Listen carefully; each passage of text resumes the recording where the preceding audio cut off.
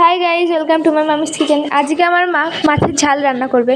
মাছের ঝাল রান্না করার জন্য প্রথমে মাছগুলোকে কেটে পিস পিস করে কাটা হয়ে গেছে। ওইদিকে আলুর খোসা ছাড়িয়েও পিস পিস করে কেটে নিয়ে আছে। তারপর একটা কড়াইতে তেল গরম করতে দিয়ে মাছে লবণ হলুদ মাখিয়ে নিতে হবে। তারপর একটা একটা করে কড়াইতে মাছগুলো ছেড়ে দিতে হবে।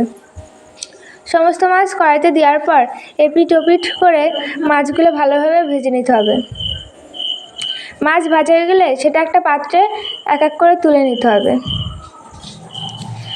সমস্ত মাছ তোলা হয়ে গেলে তাতে আগে থেকে পিস পিস করে কেটে রাখা আলুগুলোও দিয়ে দিতে হবে। আলু ভাজার পর সেগুলোও একটা পাত্রে তুলে নিতে হবে।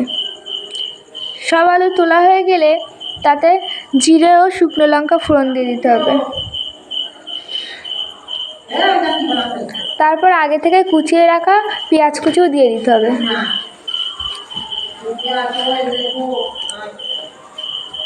পেঁয়াজ ভালোভাবে ভাজা হয়ে গেলে তাতে আগে থেকে চিড়ে রাখা কাঁচা লঙ্কা দিয়ে দিতে হবে।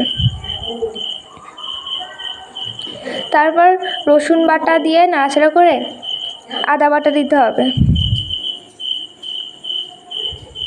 আদা বাটা দিয়ে ভালোভাবে নাড়াচাড়া করে তাতে দিয়ে দিতে হবে ধনের গুঁড়ো, জিরের গুঁড়ো, লবণ, হলুদ ও শুকনো লঙ্কার গুঁড়ো দিয়ে দিতে হবে।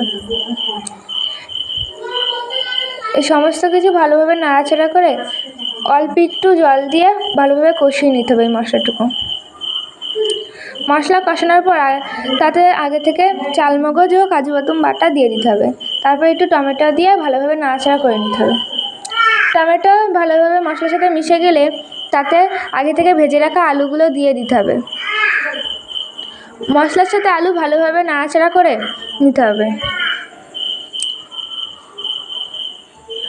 আলু ও মশলা যখন ভালোভাবে মিশে যাবে তখন তাতে পরিমাণ মতো জল দিয়ে দিতে হবে। জল দিয়ে একটু নাড়াচাড়া করে 10-15 মিনিটের জন্য ঢাকনা দিয়ে দিতে হবে। 10-15 মিনিট পর ঢাকনা খুলে তাতে আগে থেকে ভেজে রাখা মাছগুলো দিয়ে দিতে হবে।